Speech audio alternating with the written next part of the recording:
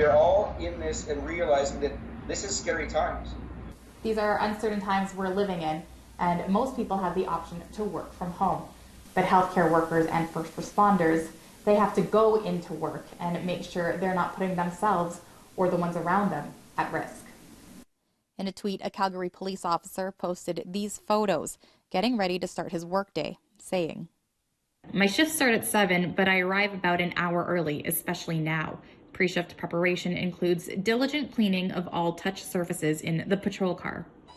Police officers are not the only ones taking precaution during this COVID-19 outbreak as they head to the front lines of duty. You can imagine that within a back of an ambulance, there is not the 6 feet of distance that you require to ensure social distancing. Are they putting themselves at risk? Yes.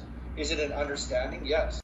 Mike Parker is the president of Health Sciences Association of Alberta. He says the precautions taken by EMS are of the highest level. Keep in mind that with an ambulance, a sick person was in there 10 minutes ago. So it has to be cleaned every time and wiped down every time. This is what we do every single day, is to ensure that it's clean and safe for the next patient to get in. Parker says the message for all frontline health workers is to continue to maintain the standard they do on a regular basis to ensure the safety of themselves and the patients they care for. We are all in this and realizing that this is scary times. We are doing the interview, you and I, right now from our houses because it's unsafe out there, and our healthcare workers are getting dressed and going to work every day to take care of Albertans. So yeah, they're scared, but they're going to work to do their job. In Calgary, Jackie Perez, City News.